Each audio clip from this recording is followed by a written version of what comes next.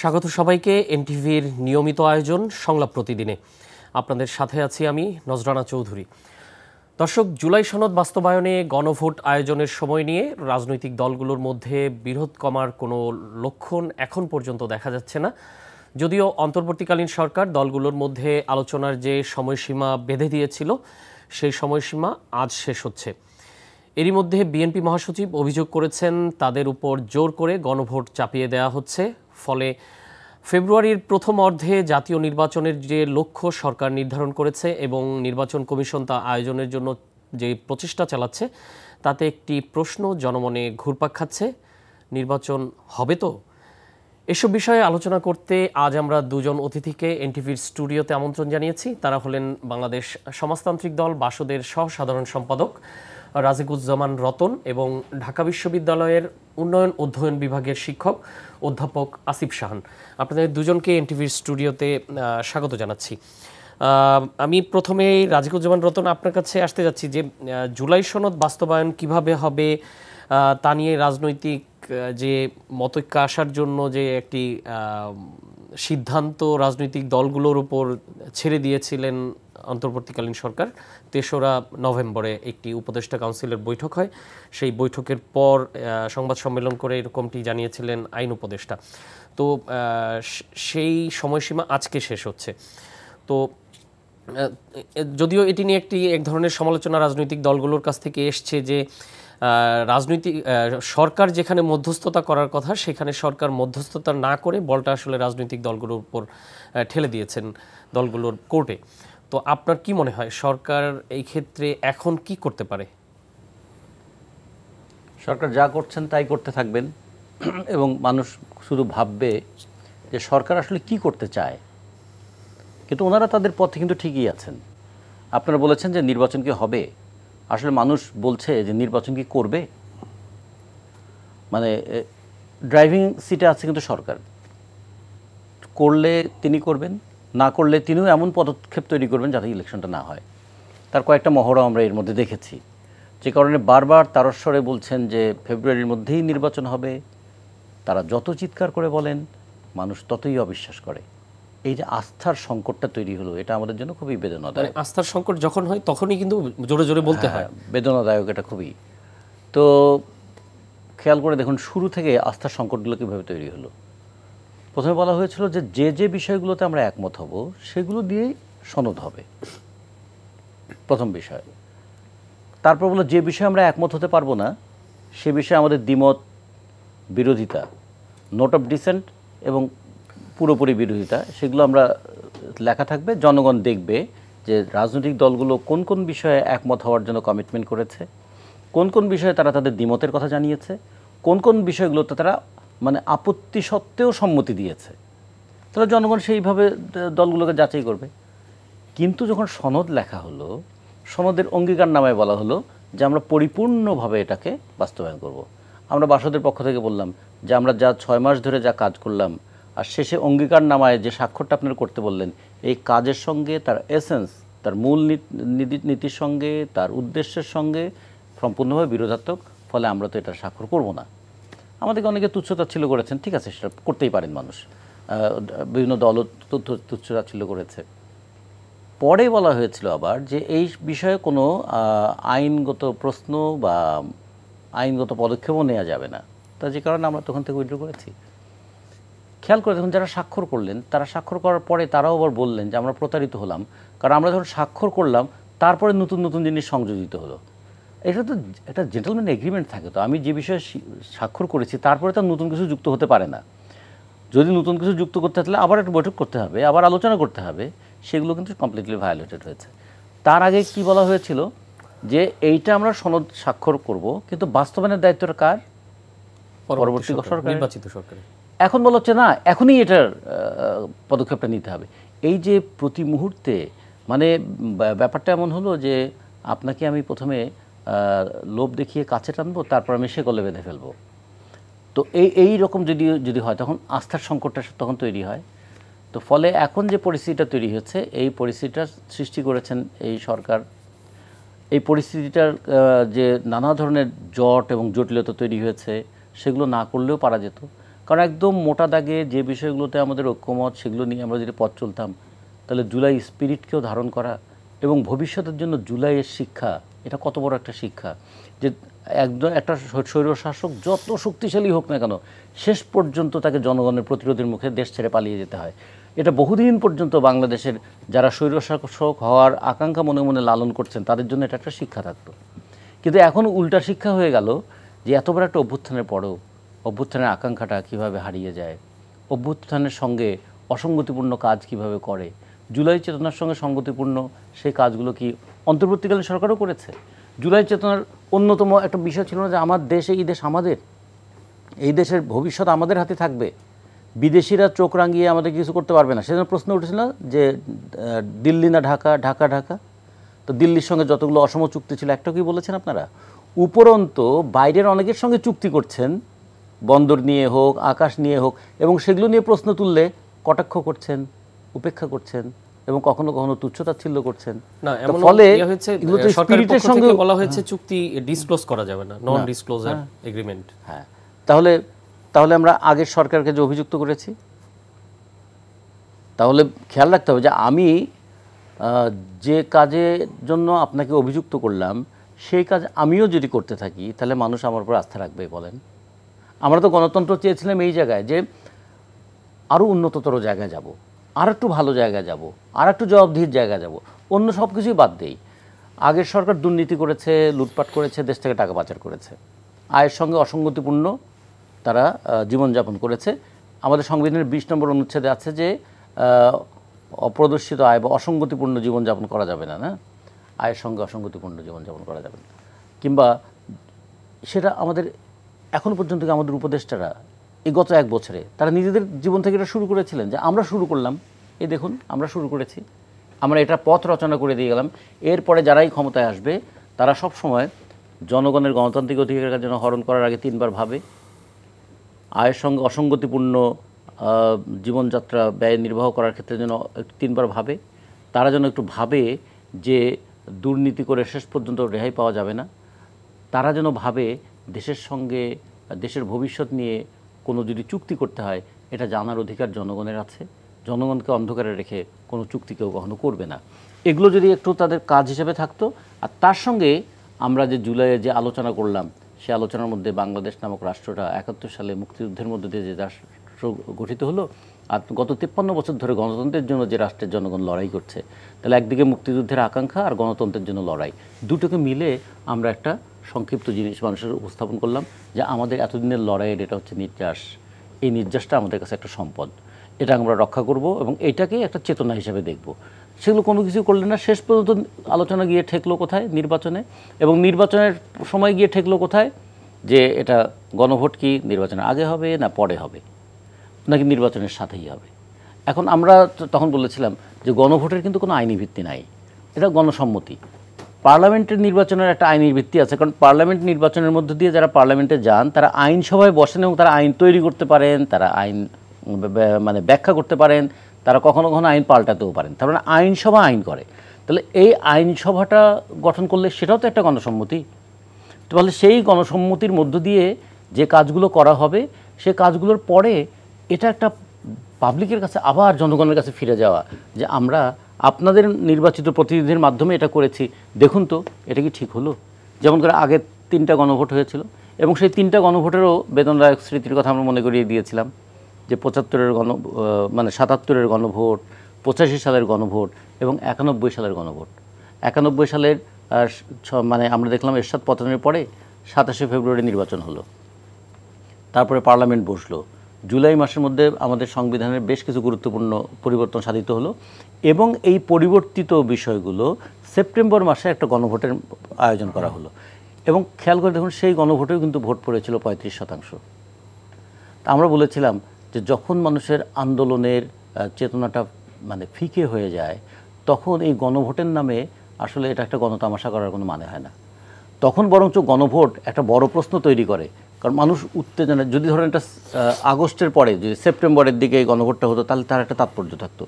এখন মানুষ তো প্রশ্ন করতে শুরু করেছে যে আমাদের অভ্যুত্থানের পরে যারা দায়িত্ব পেলেন অথবা দায়িত্ব নিলেন বা অথবা যাদেরকে দায়িত্ব দেওয়া হলো তারা কি তাদের দায়িত্ব যথাযথভাবে পালন করেছেন?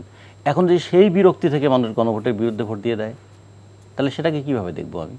ফলে আমরা মনে করি গণভোট নিয়ে এইটা করাটা উচিত নয়। তারপরেও সকল দল মিলে যখন অ্যাকসেপ্ট করেছে, ওয়েল, এটা হতে পারে, কিন্তু সেটাও কেমন হবে? তার জন্য কি আমাদের আগামী নির্বাচন প্রক্রিয়া বাধাগ্রস্ত হয়ে যাবে? তার জন্য কি গণতন্ত্রের চর্চাটাই বাধাগ্রস্ত হয়ে যাবে? মানে একটা ভোটের জন্য গণতান্ত্রিক চর্চা বন্ধ হয়ে যাবে? গণতান্ত্রিক চর্চার একটা অংশ হচ্ছে ভোট, কিন্তু ভোট পুরো গণতান্ত্রিক প্রক্রিয়াটাকেই ব্যাহত করে দিচ্ছে। এইটা যেন না হয় আমরা মনে করি অন্তর্বর্তীকালীন সরকারের অনেক বিশেষজ্ঞ আছেন, অনেক বুদ্ধিমান মানুষ আছেন, দেশ বিদেশের অভিজ্ঞতা সম্পন্ন মানুষও তারা আছেন, তারা অন্তত জনগণের এই আকাঙ্ক্ষাটাকে ঊর্ধ্বে তুলে রাখবেন, যারা জনগণের আকাঙ্ক্ষাটাকে যেন বিলীয়মান হয়ে যেতে না দেন। এই কথাটাই আমরা বারবার বলছি। জি, ধন্যবাদ। অধ্যাপক আসিফ শান, আপনার কাছে জানতে চাই যে আসলেই কি অন্তর্বর্তীকালীন সরকারের উপর রাজনৈতিক দলগুলোর এক ধরনের আস্থার সংকট তৈরি হয়েছে, কি মনে হয়? না, ধন্যবাদ আপনাকে। দেখুন, এতক্ষণের আলোচনায় অন্তর্বর্তীকালীন সরকারকে আমরা দোষারোপ করলাম, এবং আমি যে পয়েন্টগুলো বলা হলো এই পয়েন্টগুলোর সাথে একমত যে অন্তর্বর্তীকালীন সরকারের দুর্বলতা ছিল, ঐক্যমত্য কমিশন বেশ কিছু ভুল ডিসিশন নিয়েছে, নোট অফ ডিসেন্টের ব্যাপারটা ঠিকঠাক করা উচিত ছিল আগে থেকেই, যে আপনি নোট অফ ডিসেন্ট একবার দিতে বলবেন পরে ইস্যু করবেন, এটা একটা কনফিউশন তৈরি করে, সব কিছুর সাথেই আমি একমত। মজার ব্যাপার হচ্ছে পুরো আলোচনাটায় আমরা একটা গ্রুপকে দোষ দিচ্ছি না, সেটা হচ্ছে রাজনৈতিক দলগুলো নিজে। রাজনৈতিক দলগুলো কখনো দায়িত্ব নেয় না, এবং দায়িত্ব নেওয়ার ক্ষেত্রেও আবারও সেই একই ব্যাপার। কারণ দেখুন, একটু আগে যে কথাবার্তাগুলো হলো যে অভ্যুত্থানের সাথে অসঙ্গতিপূর্ণ, আমরা কোনো কিছু চাই না, আমরা স্বৈরশাসকের অবসান চাই, আমরা হচ্ছে গিয়ে জবাবদিহিতার চর্চা চাই। এখন দেখুন, আমি নিশ্চয়ই একই সাথে এইটা চাই না যে প্রত্যেকবার রাষ্ট্র ক্ষমতার পরিবর্তন পরে নতুন যিনি আসবেন তিনি আবারও স্বৈরশাসক হয়ে উঠবেন, ফ্যাসিস্ট হয়ে উঠবেন, তাকে আবারও 10-15 বছর পরে আন্দোলন করে তাকে আবারও সরাতে হবে, এই ধরনের একটা চেষ্টা, এত রক্তক্ষয় নিশ্চয়ই আমি বারবার চাই না। তাহলে আমি যেটা চাই হচ্ছে খুব স্পষ্টভাবে যে আমাদের যে রাষ্ট্র কাঠামো আছে, পলিটিক্যাল স্ট্রাকচার আছে, সেখানে কিছু সিগনিফিক্যান্ট চেঞ্জ লাগবে, সেই চেঞ্জগুলো ছাড়া হবে না। এটা খুব কমন একটা কথা। এখন সেই চেঞ্জগুলোর জায়গায় রাজনৈতিক দলগুলোকে ঐক্যমত্যে আসতে পেরেছে? আমরা যে চেক অ্যান্ড ব্যালেন্সের কথা বলি, পাওয়ারের কনসেন্ট্রেশনের কথা বলি, সেই জায়গায় কি আমরা কোনো ঐক্যমত্যে আসতে পেরেছি? এবং রাজনৈতিক দলগুলোর মধ্যে তো একটা বৃহৎ রাজনৈতিক দল সেই জায়গাটায় নোট অফ ডিসেন্ট দিয়েছে। আর্টিকেল 70-র ক্ষেত্রেও আমরা একমত হতে পারিনি, সেখানেও নোট অফ ডিসেন্ট আছে যে আপনি সেখানে হচ্ছে কি সেটা রাখবেন। একটু আগে যেটা বলা হলো যে এই যে বিভিন্ন চুক্তি, এই চুক্তিগুলো সম্পর্কে আমি জানি না, আমরা জানি না। দেখুন, জুলাই সনদে উচ্চকক্ষের ভূমিকার ক্ষেত্রে উচ্চকক্ষের একটা গুরুত্বপূর্ণ ভূমিকা রাখা হয়েছে যে আপনি যে চুক্তিগুলো করবেন সেই চুক্তিগুলো উচ্চকক্ষে উপস্থাপন করতে হবে, সেগুলো নিয়ে আলাপ আলোচনা হতে হবে, সেটা একটা অ্যাপ্রুভালের ব্যাপার আছে, সেটা একটা সিগনিফিক্যান্ট চেক অ্যান্ড ব্যালেন্স। তাহলে আপনি উচ্চকক্ষের সেই ফাংশন, সেই প্রপোর্শনাল রিপ্রেজেন্টেশন, সেখানে আপনি কেন নোট অফ ডিসেন্ট দিবেন? তাহলে সেইটা কি এই গণ অভ্যুত্থানের যে আশা আকাঙ্ক্ষার কথা বলছি সেটার সাথে সঙ্গতিপূর্ণ? এই কাজটা তো রাজনৈতিক দলগুলো করেছে, প্রথম কথা। দ্বিতীয় কথা, এই যে পথরেখা তৈরি করা, এইটা তো অন্তর্বর্তীকালীন সরকার বা ঐক্যমত্য কমিশন তো আকাশ থেকে এটা পায়নি। আপনি যদি ঐক্যমত্য কমিশনের টিওআরটা দেখেন, সেখানে কিন্তু কোথাও পাথওয়েটা তৈরি করার রেসপন্সিবিলিটি তাদের নেই। এবং যখন জুলাই সনদের ডিসকাশনটা শেষ হয় তখন কিন্তু তারা বলেছিলেন যে আমরা এই পাথওয়েটা আমরা তৈরি করব না, এটা সরকারের রেসপন্সিবিলিটি, সরকার তৈরি করবে। তো তখন এই তাদেরকে পাথওয়েটা তৈরি করার রেসপন্সিবিলিটিটা কে দিয়েছিল? রাজনৈতিক দলগুলো। আপনার যদি মনে থাকে, শেষ মিটিংয়ে রাজনৈতিক দলগুলো রিকোয়েস্ট করেছিল অন্তর্বর্তী ঐক্যমত্য কমিশনকে যে পাথওয়েটা হচ্ছে কি আপনারা তৈরি করেন। এই পাথওয়েটা যখন তৈরি করার ডিসকাশন হয়েছে পরবর্তীতে 1 মাস পরে, যেটা আরও 15 দিন হলো, এই যে পাথওয়েটা তৈরি করবে তারা, এই সিদ্ধান্ত রাজনৈতিক দলগুলোর কাছ থেকে এসেছে, এই সিদ্ধান্ত অন্তর্বর্তীকালীন সরকার থেকে আসেনি। এগেইন আমি বলছি না যে ঐক্যমত্য কমিশনের ভুল নেই, ঐক্যমত্য কমিশনের প্রচুর মিস্টেক আছে। সকল কিছু ঐক্যমত্য কমিশন বা অন্তর্বর্তীকালীন সরকারের উপরে চাপিয়ে দিয়ে রাজনৈতিক দলগুলোর যে ব্যাপক সদিচ্ছা ছিল সেটা দেখানো, আমার কাছে সেটাও একটা সৎ প্রচেষ্টা মনে হয় না। কারণ এখানে রাজনৈতিক দলগুলো, আমি যেটা বললাম যে আপনি যে অনেকেই বলেন যে নোট অফ ডিসেন্ট তো অল্প কয়টা, কিন্তু আপনার রাষ্ট্রের মূল কাঠামোর যেটা পাওয়ারের transition, caretaker government, note of dissent, প্রধান বিচারপতির নিয়োগ, সেই নিয়োগের ক্ষেত্রে নোট অফ ডিসেন্ট, আপনার হচ্ছে গিয়ে সাংবিধানিক প্রতিষ্ঠানগুলোর নিয়োগ, নোট অফ ডিসেন্ট, উচ্চকক্ষের তৈরি, নোট অফ ডিসেন্ট, নারীর অংশগ্রহণ, নোট অফ ডিসেন্ট, উচ্চকক্ষের, হ্যাঁ ওই তো মানে উচ্চকক্ষের গঠনটা, উচ্চকক্ষ তৈরি হবে সবাই রাজি, কিন্তু অদ্ভুত উপায় হচ্ছে গিয়ে ওনারা প্রপোর্শনাল রিপ্রেজেন্টেশন রাজি। তাহলে চেক অ্যান্ড ব্যালেন্সটা কি দাঁড়ালো সেটা আমি জানি না, সেটা ওনারা কিসের বেসিসে সিদ্ধান্ত নিয়েছেন রাজনীতিগুলো সেটা আমি জানি না। তাহলে এই যে বিষয়টা দাঁড়াচ্ছে, এই রেসপন্সিবিলিটিটা আপনি নেবেন না। দ্বিতীয়ত যে কথাটা বলছিলাম আমি, যে যখন এই পথরেখা তৈরি করার ডিসকাশনটা হলো, তখন তো এই ডিসকাশনটা রাজনৈতিক দলগুলোর থেকেই এসেছে যে আপনি নোট অফ ডিসেন্টটা রেখে কিভাবে করবেন, এবং নোট অফ ডিসেন্টটা দিয়ে আপনি হচ্ছে গিয়ে যখন জনগণের কাছে দিচ্ছেন তখন আসলে হচ্ছে গিয়ে সেটার গ্রহণযোগ্যতা কী দাঁড়াচ্ছে। সো এই যে ব্যাপারটা, এই যে রাজনৈতিক দলগুলোর মধ্যে যে মতবিরোধ যেটা আছে, সেটা তো ওই 1-1.5 মাসের যে আলোচনা সেখানে খুব স্পষ্ট ছিল। গণভোটের ব্যাপারে সকল রাজনৈতিক দল তো একমত এসেছিল। টাইমিংয়ের ব্যাপারে আপত্তি আছে, সেটা আই এগ্রি। এবং মজার ব্যাপার হচ্ছে রাজনৈতিক দলগুলো যতটা না বেশি ডিসেন্টগুলো মিনিমাইজ করতে রাজি, উদ্ভট সব জিনিস নিয়ে সমস্যা তৈরি করতে রাজনৈতিক দলগুলোর ভূমিকা আমি দেখি। লোয়ার হাউসে প্রপোর্শনাল রিপ্রেজেন্টেশন, এই আলোচনা কোথাও নেই এইটা। জামাত এখনও তাদের যে নতুন 5 দফা সেটার মধ্যে এইটাকে ইনক্লুড করে হচ্ছে গিয়ে তারা আন্দোলন করছে। এই যে আপনার হচ্ছে গিয়ে গণভোটের সময়সীমা, এইটা নিয়ে হচ্ছে গিয়ে অযথা একটা বিতর্ক তৈরি করার চেষ্টা করা হচ্ছে। সো আপনি যদি নোট অফ ডিসেন্টগুলোকে মিনিমাইজ করতে পারেন, দেখেন এর ফলে কি হচ্ছে, যেই জায়গাটা আপনি আলোচনা করে কমাতে পারতেন সেই জায়গাটায় হচ্ছে গিয়ে আপনার একটা প্রবলেম তৈরি হয়েছে।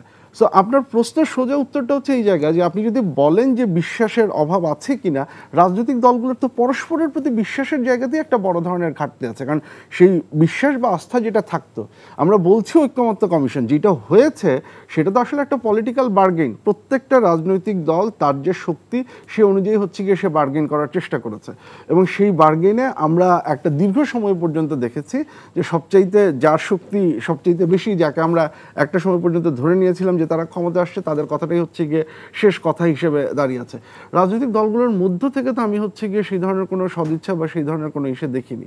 যদি দোষ আপনি অন্তর্বর্তীকালীন সরকারকে দেন ম্যানেজমেন্টের ইস্যুটা, রাজনৈতিক দলগুলোও যে জুলাই পরবর্তী বাস্তবতায় জুলাইয়ের যে আশা আকাঙ্ক্ষার কথা বলা হচ্ছে, যেই জবাবদিহিতার কথা বলা হচ্ছে, যেই হচ্ছে স্বৈরতন্ত্রের অবসানের কথা বলা হচ্ছে, এই প্রত্যেকটা ক্ষেত্রে তারা যে তাদের কমিটমেন্ট ধরে রাখতে পারেনি সেটার দোষটা তো তাদের দিতে হবে, সেটার দায়িত্ব তো তাদের নিতে হবে।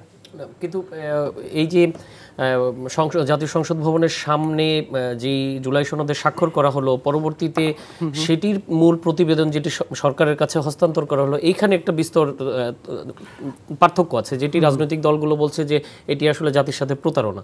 এটি আসলে কমিশন কেন করলো এত বড়? দেখুন এগেইন আমার কাছে এই জায়গাটায় এনসিপির অবস্থানটাকে অনেক বেশি ম্যাচিউরড মনে হচ্ছে।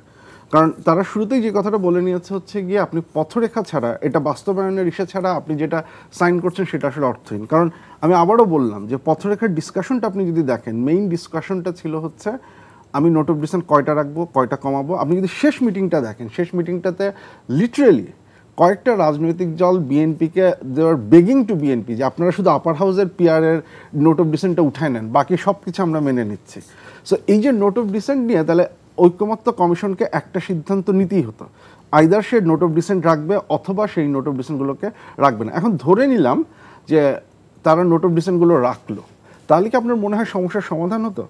যে কোনো একটা পজিশনে তাকে আসতেই হতো, এবং প্রত্যেকটা পজিশনের ক্ষেত্রেই এই নোট অফ ডিসেন্ট মিনিমাইজ করা ছাড়া আপনি যেই পজিশনেই আসেন সেটাই হচ্ছে কি একটা ঝামেলার তৈরি করবে, নাম্বার 1। নাম্বার 2 হচ্ছে আপনি যেটা বললেন যে পার্থক্য, যেটা একটা মজার ব্যাপার খেয়াল করবেন যে এই যে বক্তব্যটা যেটা হচ্ছে গিয়ে বিভিন্ন রাজনৈতিক দল যে তারা প্রতারণা হয়েছে, প্রতারিত হয়েছে এটা যারা বলে, আবার এটার বিপরীতে আরেকটা বক্তব্য আছে।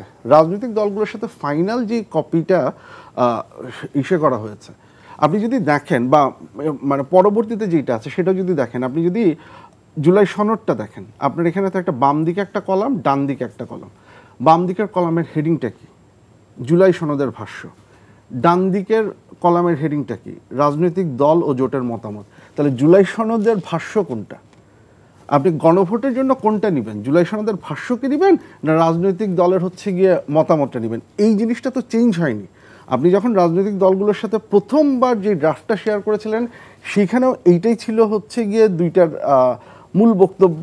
আমি আবারও যেটা বললাম যে বিতর্ক হয়েছে, আলাপ আলোচনা হয়েছে হচ্ছে গিয়ে আপনার নোট অফ ডিসেন্টগুলো থাকবে কি থাকবে না, এবং আমি যেটা বললাম যে আপনি ভাষ্যটা রাখবেন না হচ্ছে গিয়ে রাজনৈতিক দল ও জোটের হচ্ছে গিয়ে মতামতগুলো রাখবেন। তাহলে এই জিনিসটা তো একদম যে আমার কাছে যে এটাকে খুব অস্বাভাবিক মনে হচ্ছে বা ইস্যু হচ্ছে, I was really expecting that, এটা হওয়ার কথা ছিল, অ্যান্ড দিস অ্যাকচুয়ালি হ্যাপেন।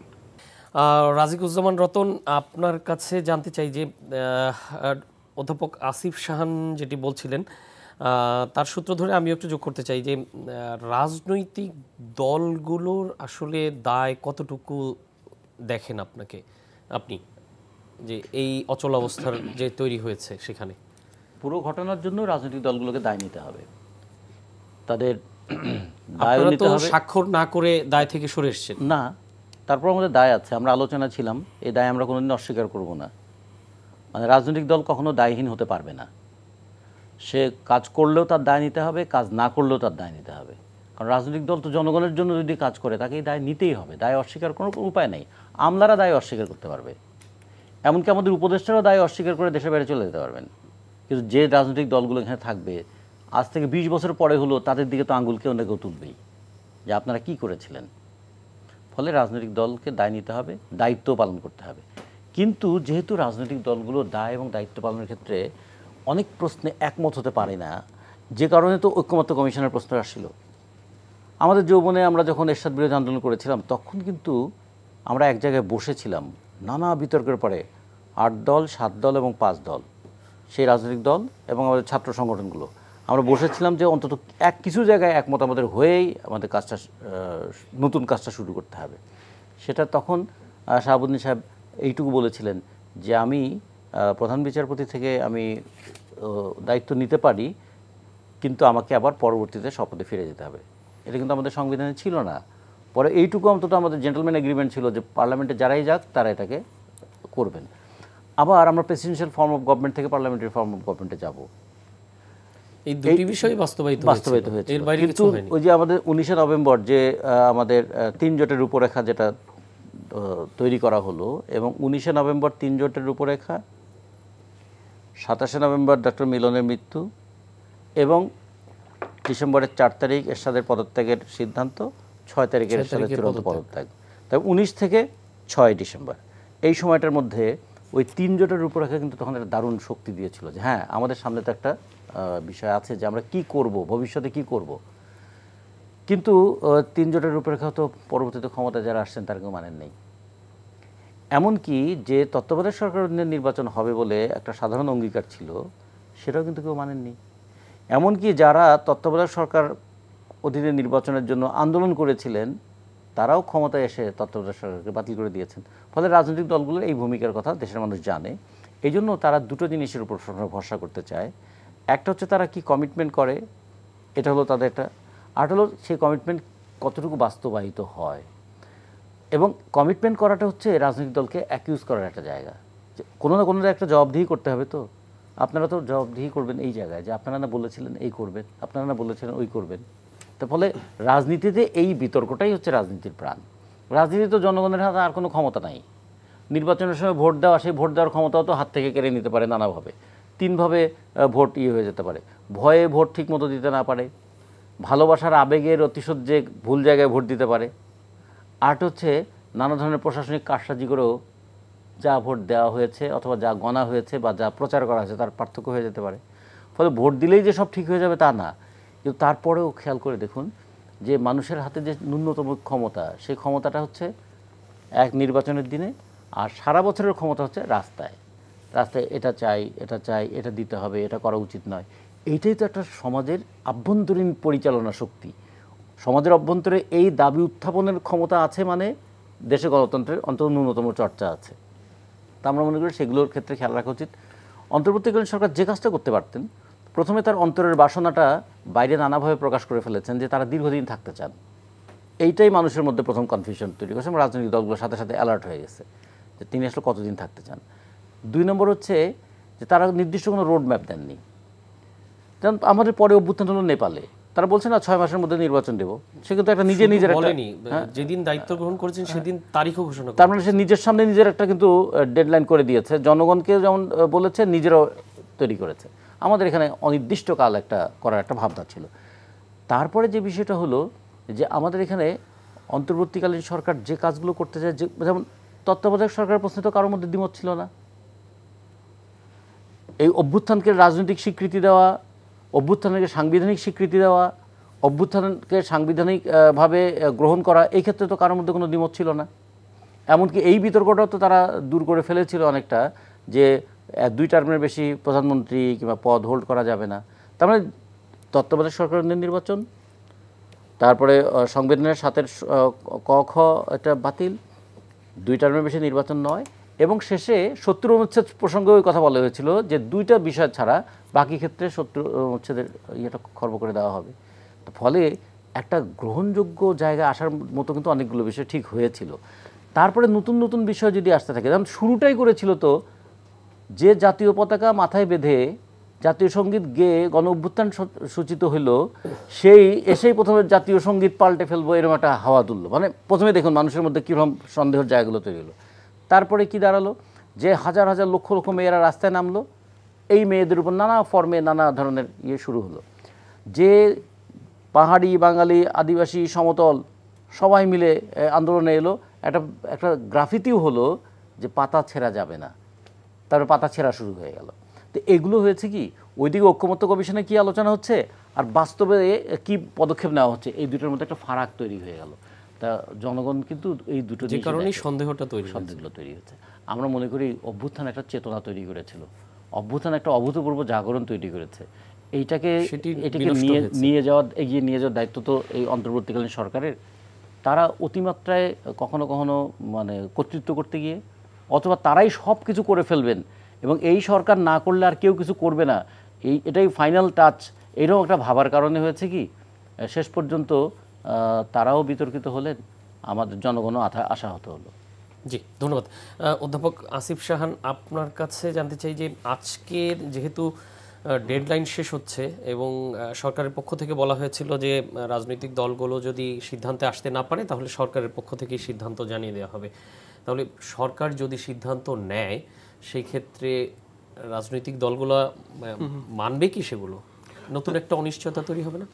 দেখুন, আমার কাছে মনে হয় এটা অনেকটাই ডিপেন্ড করবে হচ্ছে গিয়ে অন্তর্বর্তীকালীন সরকার আসলে কি সিদ্ধান্ত নেয়, কারণ এইখানে কতগুলো মানে গুরুত্বপূর্ণ ব্যাপার আছে। কিন্তু উদাহরণ কিন্তু ভালো না, যে উদাহরণ ভালো না সেটা যেমন একদিক থেকে ঠিক, আবার যেটা হচ্ছে যে গভর্নমেন্টের কাজ বা যেটা করতে হবে সেটা যে খুব বেশি ডিফিকাল্ট আমার সেটা মনে হয় না। কেন আমি বলি যে আপনি যদি দেখেন যে 2টা যে বিকল্প পাথওয়ে দেওয়া হয়েছে, বিকল্প 1 আর বিকল্প 2, বিকল্প 1-এ বলা হয়েছে যে একটা বিল তৈরি করা হবে, যে বিলটা হচ্ছে গণভোটে যাবে। 2টা জিনিস, একটা হচ্ছে গিয়ে 2টা ক্ষেত্রেই বিকল্প 1 বা বিকল্প 2 দুটাতেই হচ্ছে গিয়ে আপনি পরবর্তী যে সংসদ তাকে হচ্ছে গিয়ে আপনি গাঠনিক ক্ষমতা বা কনস্টিটিউয়েন্ট পাওয়ার দিচ্ছেন। প্রথমটায় হচ্ছে গিয়ে আপনি একটা বিল তৈরি করছেন, সেই বিলটা গণভোটে যাচ্ছে, আর দ্বিতীয়টা আপনি কোনো বিল তৈরি করছেন না, পার্লামেন্ট হচ্ছে গিয়ে সেই বিলটা তৈরি করছে। মজার ব্যাপার হচ্ছে আপনি যদি বিকল্প 1 দেখেন সেখানে কিন্তু বলা আছে যে এসেনশিয়ালি আপনি যদি সেই বিলটা গণভোটে চলেও আসে, তারপরের লাইনে 8-এর ঘতে বলা আছে হচ্ছে যে এইটা বাস্তবায়নের ক্ষেত্রে বা সংবিধান সংশোধনের ক্ষেত্রে জাতীয় সংসদ এই গণভোটে যে বিলটা পাশ হয়ে আসছে সেটাকে বিবেচনা করবে। তার মানে সেটাকে যে এক্স্যাক্টলি ওইভাবে বাস্তবায়ন করতে হবে এরকম কোনো কিছু কিন্তু বিকল্প 1-এ বলে দেওয়া নাই, সেটাকে বিবেচনা করবে। যেই চিঠিটা আপনার হচ্ছে ঐক্যমত্য কমিশন পাঠিয়েছে সরকারের কাছে, অন্তর্বর্তীকালীন সরকারের কাছে, সেখানে বলা আছে যে এই বিলটা যেটা পাশ হয়ে আসবে সেটা সহায়ক ভূমিকা পালন করবে। তার মানে হচ্ছে এটাতে কোনো বাধ্যবাধকতা নেই, এখানে হচ্ছে গিয়ে একটু আপনার হচ্ছে গিয়ে এখানে চেঞ্জ করার একটা অপরচুনিটি থাকছে। যদি আপনি বিকল্প 2-এ দেখেন সেখানে এরকম কোনো কিছু বলা নেই, কিন্তু সেখানে যেহেতু বিলটা আগে থেকে তৈরি করা হচ্ছে না, জুলাই সনদটা যাচ্ছে হচ্ছে গিয়ে আপনার ভোটে, সংসদ সেটাকে তৈরি করবে, তাহলে সংসদের হাতে আবারও কিছু ক্ষমতা থাকছে সেটাকে চেঞ্জ করার। তাহলে বিএনপির যে নোট অফ ডিসেন্ট, একদম বিএনপি যদি ক্ষমতায় আসে তাহলে সে যে একদম পুরোপুরি এটাকে ইগনোর করে মানে এটাকে তাকে মানতে বাধ্য করতে হবে লিগালি, অ্যাটলিস্ট এরকম কোনো মেকানিজম এখানে নাই। যেটা আছে সেটা হচ্ছে কাইন্ড অফ আপনার একটা পলিটিক্যাল কস্ট। আপনি গণভোটে যেটা গৃহীত হয়ে আসছে সেটাকে আপনি চেঞ্জ করলেন, তাহলে হচ্ছে কি আপনার একটা পলিটিক্যাল কস্ট ইস্যু করতে হবে, সেটাকে আপনাকে এক্সপ্লেইন করতে হবে। এবং দেখুন, অনেস্টলি স্পিকিং এই জুলাই সনদ পারফেক্ট না, এখানে বেশ কিছু ভুল আছে, বেশ কিছু মিস্টেক আছে, যেগুলো আপনাকে আলাপ আলোচনার মাধ্যমে আসলে ঠিক করতেই হবে, এটা ছাড়া আসলে কোনো রাস্তা নেই। সো কিছু চেঞ্জ হবে, যেই চেঞ্জের দায়িত্ব বাকি রাজনৈতিক যে দলগুলো আছে সেটা দিবে। এখন যেটা অন্তর্বর্তীকালীন সরকার করতে পারে, একটা হচ্ছে ওই যে 270 দিনের যে ক্লজটা আছে, যে না হলে এটা অটোমেটিক্যালি হয়ে যাবে, অনেক লিগ্যাল এক্সপার্ট এটা নিয়ে সমস্যাপূর্ণ এটা বলেছেন, আর এইটাকে তারা একটা বিবেচনা করতে পারে, এটাকে তারা রাখবে কি রাখবে না, নাম্বার 1। নাম্বার 2 হচ্ছে যে বিবেচনা করা, এটা একটা এক্সপ্লেনেশন দিতে পারে, যে এক্সপ্লেনেশনটা যদি আমি যেটা বলছি সেভাবেই যদি হয় যে আপনি আসলে আপনার এরকম বাধ্যবাধকতা নেই, কিন্তু একটা পলিটিক্যাল কস্ট হচ্ছে কি আপনাকে ইসে করতে হবে, এবং সেই বিবেচনার মধ্যে কি আসলে সবগুলো পড়বে নাকি উচ্চকক্ষের যে প্রপোর্শনাল রিপ্রেজেন্টেশন সেটার মধ্যে পড়বে না, এই ধরনের কিছু জিনিসপত্র যদি ক্ল্যারিফাই করা হয়, এর সাথে সাথে যদি হচ্ছে কি আপনার যে টাইমলাইনের কথা বলা আছে, এখন দেখুন এই টাইমলাইনের ব্যাপারে একমাত্র শক্ত আপত্তি হচ্ছে জামাতের। এনসিপি যদিও মনে করে যে আগে হওয়া ভালো, কিন্তু এনসিপি কিন্তু এটাও বলেছে যে পরে হলে যে তাদের খুব বড় সমস্যা সেটা না, তাহলে এই বিষয়টা তো ফ্লেক্সিবল, বিএনপি পড়ে যায়, তাহলে সেইটাকে আপনার কাজেই সমাধানের একটা রাস্তা আপনার আছে। এখন সরকার এই যে আপনার সামনে বেশ কিছু রাস্তা খোলা আছে এই সমস্যার সমাধানটা বের করার। এখন আপনি যে 1 সপ্তাহ সময় নিয়েছেন, আমি আশা করি যে 1 সপ্তাহ আপনি আসলে হচ্ছে বিহাইন্ড দ্য ডোর কিছু নেগোসিয়েশন বা রাজনৈতিক দলগুলোর পালস বোঝার চেষ্টা করেছেন, এবং at the end of the day আমরা সবাই জানি যে পুরো জিনিসটা দাঁড়িয়ে আছে উচ্চকক্ষে পিআর হবে কি হবে না, সেটাতে বিএনপি রাজি হয়েছে কিনা, যদি রাজি হয় তাহলে অনেকগুলো সমস্যার সমাধান হয়ে যাবে। সো এই ক্ষেত্রে সরকারকে সেই মানে যেহেতু রাজনৈতিক দলগুলো এসে হচ্ছে না, তার সামনে রাস্তা আছে, রাস্তা নেই সেটা আমি মনে করি না, কিন্তু এই বিবেচনা করে এটা সমাধানটা সে করতে পারে বলে আমার মনে হয়। যেটি বলছিলেন যে ওই আগের শুরুতে আপনি বক্তব্যে বলেছিলেন যে ওই সবগুলো রাজনৈতিক দল মোটামুটি বিএনপির কাছে অনুরোধ করেছিল পিআর ইস্যু, উচ্চকক্ষে পিআর ইস্যুটা মেনে নেওয়ার জন্য। এখনও আপনি বললেন যে এই জায়গাটা হলে অনেকটা রাস্তা খুলে যাবে। তো তাহলে সেই জায়গাটায় আলোচনার ক্ষেত্র প্রস্তুত না করে কেন সরকার 1 সপ্তাহ আগে পুরো দায়িত্বটা রাজনৈতিক দলগুলোকে? আমার যেটা মনে হয় এটা আমি নিশ্চিত না, তারা ইনিশিয়েটিভ নিয়ে করতে পারতো। তো আমার কাছে যেটা মনে হয় যে সরকারের আগে প্রত্যেকবার যতবারই ইনিশিয়েটিভ নিয়ে চেষ্টা করেছে, ফর্মালি বসেছে, সেটা আসলে কাজ করেনি। তো আমার কাছে যেটা মনে হয়েছে যে তারা ইনফর্মালি কাজ করার জন্য হচ্ছে কি এটা রেখেছে, কারণ এটা সত্যি কি মিথ্যা, অথবা পুরো জিনিসটাই হচ্ছে কি একটা বোকামি, বা একটু প্রত্যেকের ঠান্ডা হওয়ার জন্য একটু সময় দিল যে আপনারা একটু ব্যাপারটা বোঝেন, আমরা হচ্ছে গিয়ে ডিসিশন দিচ্ছি, এই দুইটার যে কোনো একটা হতে পারে। সো এইটা আমার কাছে ঠিক পরিষ্কার না, এবং যদি তারা আসলেই কোনো ধরনের ইনফর্মালি আলাপ আলোচনা না করেন তাহলে এই সময় নেওয়াটা আসলে অর্থহীন একটা ব্যাপার ঘটেছে। তো এখন আবার গতকালকে এবং আজকে 2 দিনেই বিএনপির শীর্ষ পর্যায়ের নেতাদের পক্ষ থেকে আবার গণভোট বিরোধী বক্তব্য আসছে। তো হঠাৎ করে আবার ওনারাই কিন্তু গণভোটে রাজি হলেন, আবার হঠাৎ করে এটি কেন হচ্ছে? এইটাকে আমি মনে করি হচ্ছে পলিটিক্যাল রেটরিক বা প্রেসার ক্রিয়েট করার জন্য। আপনি কারণ দেখেন যেটি জামাত আসলে আমি সেটাই বলছি যে ঝামেলাটা তো জামাতের কাছ থেকে শুরু হয়েছে। আপনি যদি দেখেন এই 5 দফা যেটার মধ্যে লোয়ার হাউস পিআর ঢোকানো, আবার হচ্ছে কি ওরকম একটা থ্রেট দেওয়া যে যদি গণভোট আগে না করেন তাহলে হচ্ছে কি আমরা কোনোভাবেই নির্বাচন হতে দিব না, আবার যে বিভিন্ন ধরনের শব্দ ওনারা ব্যবহার করেছেন, এই থ্রেটের গেমটা তো জামাত শুরু করেছে। দেখুন বাংলাদেশের পলিটিক্সে অপটিক একটা খুব বড় ব্যাপার। আপনার সমর্থকরা সবসময় আপনি শক্তিশালী, আপনি হচ্ছে গিয়ে প্রতিবাদ করছেন, আপনি জায়গা ছেড়ে দিচ্ছেন না, এই রকম একটা কিছু। বিএনপি যদি এটা ছাড়তেও চায় আপার হাউস পিআরকে, বিএনপিকে এটা গ্রেসিয়াসলি ছাড়তে হবে যে আমি মানে অপটিক্স অনুযায়ী যে আমি ঠিক আছে, আমি ছেড়ে দিচ্ছি আমার শর্তে, এইরকম একটা জায়গা থেকে বিএনপি আচ্ছা আমার উপরে অনেক প্রেশার আসছে আমি তাই ছেড়ে দিয়েছি, এই অপটিক্সটা পলিটিক্যালি তার জন্য ক্ষতিকর হবে, সেটা বিএনপি করবে না। সো ওই রেটরিকের জায়গাটাতে আমার মনে হয় এখন খেলাটা চলছে।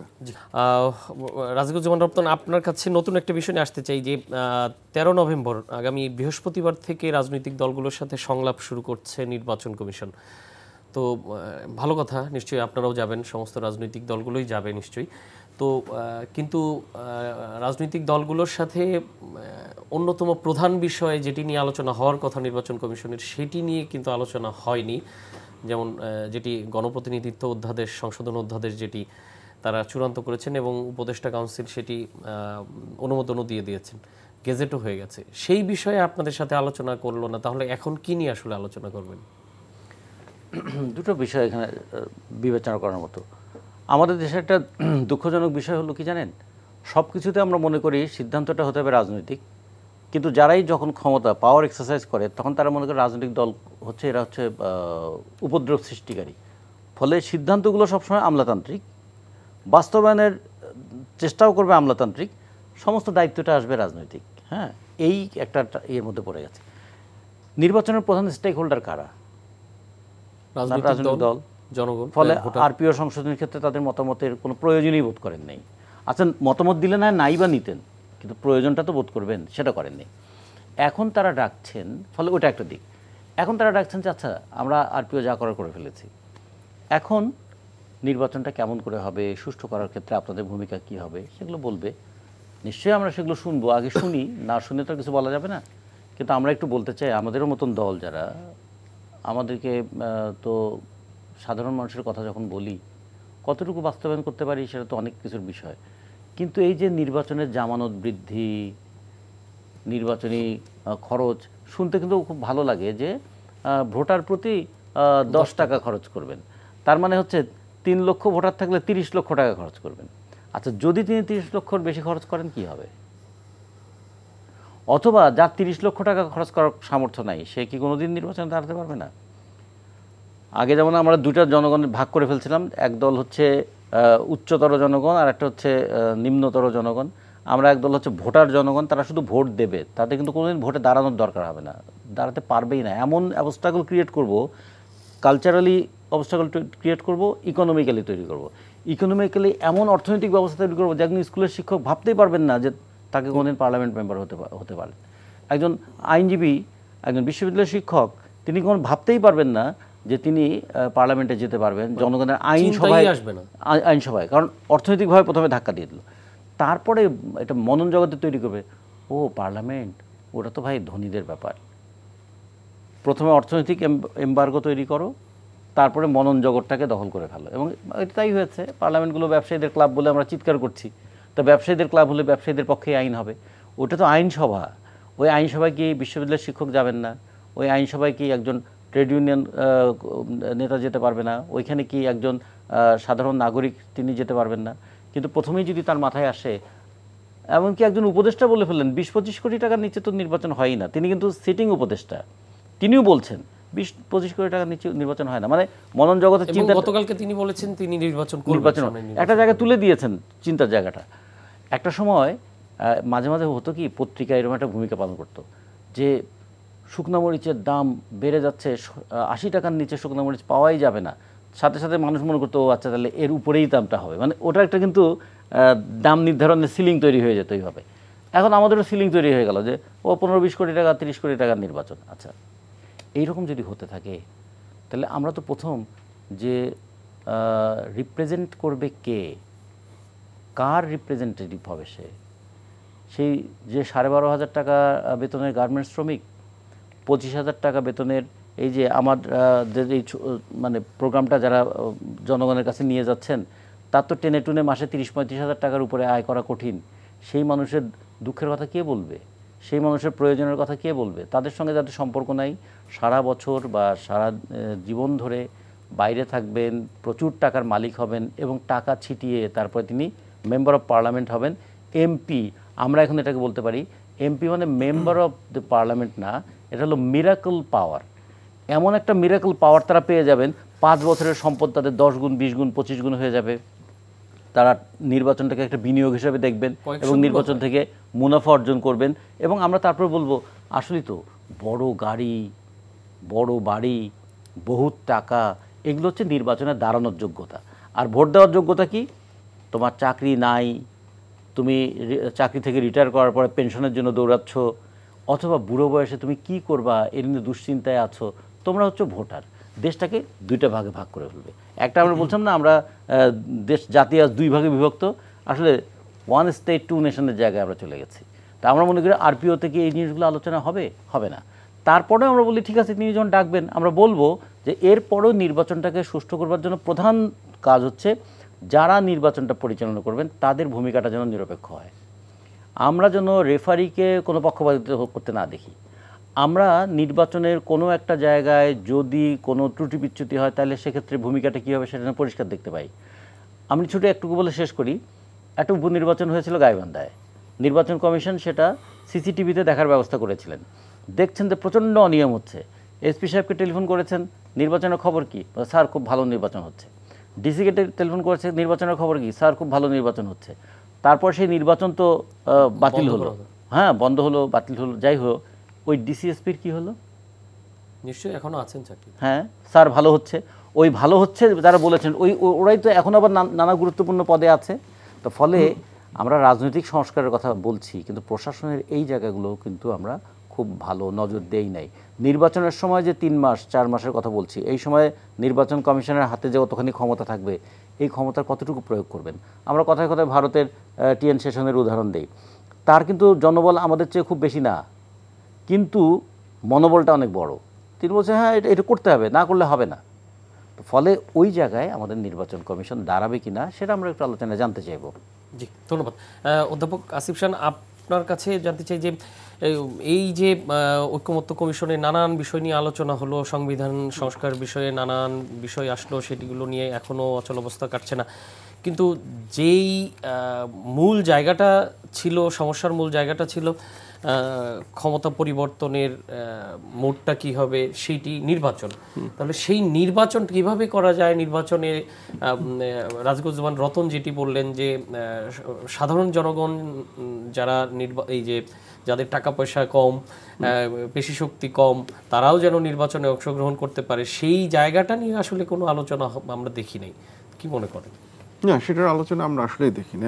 I completely agree. এবং বেসিক্যালি আপনি যদি দেখেন যে ইলেকট্রাল সিস্টেম রিফর্ম কমিশনের যে রিপোর্টটা ছিল, সেখানেও যে এটা নিয়ে খুব বেশি আলোচনা হয়েছে সেইটা না।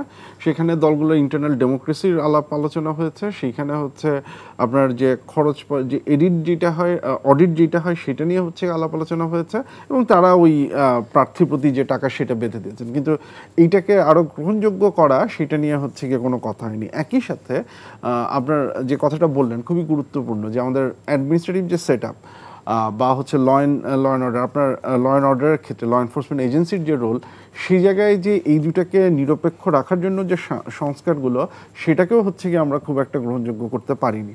আবার আরেকটা জিনিস আমি জাস্ট এখানে বলে শেষ করি, যে একই সাথে যে আপনার ইলেকশন কমিশন বা ইলেকশন কমিশনের নিয়োগ, কারণ যে কথাটা একটু বলেন যে টিএন সেশনের কথা বলেন বা যাই বলেন, আপনার তো হচ্ছে কি ওইখানে যোগ্য লোক নিয়োগ করতে হবে। এবং দেখেন এই জায়গায় আবারও আমরা যদি জুলাই সনদে একটু ফেরত যাই, তাহলে ইলেকশন কমিশনার নিয়োগের যে প্রক্রিয়াটা এখানে আছে, যে একটা সার্চ কমিটি বা সেটার মাধ্যমে হচ্ছে গিয়ে করা, এইটাতেও কিন্তু এটাতে আমরা একমত হয়েছি। এইটা হচ্ছে ওয়ান অফ দ্য থিং যেটাতে আমরা একমত হয়েছি। কিন্তু মজার ব্যাপার হচ্ছে এখানে সার্চ কমিটি করার পরে বলা হয়েছে যে একদম লাস্ট অপশন হচ্ছে যে সর্বসম্মতভাবে একজনকে নিয়োগ দিবে। আপনার এই জায়গায় জুলাই সনদ নিয়ে আমরা একমত হতে পারছি না, আমরা সর্বসম্মতভাবে একজন ইলেকশন কমিশনারকে নিয়োগ দিব। আর এটা 2024 সালে বোধহয় বর্তমান ইলেকশন কমিশনার নিয়োগ হয়েছেন। পরবর্তী ইলেকশনের কমিশনার নিয়োগ হবেন 2029 সালে, যদি 5 বছর মেয়াদ হয়, তার মানে ইলেকশনের জাস্ট আগে দিয়ে। আপনি কি বিশ্বাস করেন যে তখন যে দল সরকারে থাকবে, যে দল বিরোধী দলে থাকবে, তারা একমতে পৌঁছাতে পারবেন যে কে হচ্ছে ইলেকশন কমিশন হবেন? এবং তখন কি হবে? তখন কি আবারও আমরা রাস্তায় নামবো? আবারও কি আমরা হচ্ছে কি আরেকটা অভ্যুত্থানের রাস্তা কি আমরা খুলে রেখেছি কিনা? সো এইটা হচ্ছে কি একটা প্রবলেমের ব্যাপার, যে এই জিনিসপত্রগুলোকেও আমরা সলভ করতে পারিনি। জি, ধন্যবাদ। আমি অন্য একটা বিষয়ে যেতে চাই, রাজিকুজ্জামান রতন, যে এই অন্তর্বর্তীকালীন সরকার দায়িত্ব নিয়েছে সাবেক সরকারের একটি গণঅভ্যুত্থানের মাধ্যমে, তারা পতন হওয়ার পরে, এবং সেই আন্দোলনটা শুরু করেছিল বা নেতৃত্ব দিয়েছে শিক্ষার্থীরা। এবং পরবর্তীতে এই সরকার দায়িত্ব নেওয়ার পর দেখি ঢাকা শহরে প্রচুর আন্দোলন সংগ্রাম হয়েছে, এবং আজকেও হচ্ছে। প্রেস ক্লাবের সামনে আজকেও 2টি বা 3টি শিক্ষকদের সংগঠন আন্দোলন করছেন, কেন্দ্রীয় শহীদ মিনারে করছেন। তো এই আন্দোলনগুলোর মধ্যে বেশিরভাগ আন্দোলন হয়েছে শিক্ষা খাত সংশ্লিষ্ট। কিন্তু খুবই দুঃখজনকভাবে দেখলাম যে 11টি সংস্কার কমিশন হলো এই সরকার করলেন, কিন্তু শিক্ষা খাত নিয়ে আসলে এই সরকার কোনো কমিশন বা সংস্কারের বিষয়ে কোনো চিন্তাভাবনা করলেন না। তো ফলশ্রুতিতে দেখা যাচ্ছে যে এই যে আন্দোলন সংগ্রামগুলো তো আসলে সেই বৈষম্যগুলো দূর করার জন্যই তারা নামছেন রাস্তায়। তো সেই জায়গাটায় সরকার আসলে হাত দিল না কেন, বা চিন্তা ভাবনা করলো না কেন? দুটো খাতের ব্যাপারে আমরা বারবার বলেছি, একটা হচ্ছে শিক্ষা খাত, আরটা হচ্ছে আমাদের কৃষি খাত। এই দুটো খাতই উপেক্ষিত ছিল। আর যাদের জন্য কমিশন করা হয়েছিল, তারাও এখন কমিশন নিয়ে যে কি করবেন, মাঝে মাঝে ব্যঙ্গ করে বলে এত কমিশন লইয়া আমরা কি করিব। হ্যাঁ, আমরা বলছি যে আর একটা কমিশন মনে হয় আমাদের হলে ভালো হয়, সেটা হচ্ছে হাহাকার কমিশন। যে হায়রে এত টাকা খরচ করলাম, এত সুপারিশ নিলাম, এত বিশেষজ্ঞদেরকে অন্তর্ভুক্ত করলাম, ফলাফল দেখি তো ঘোড়ার ডিম। এই জন্য মানুষ না ভাবে।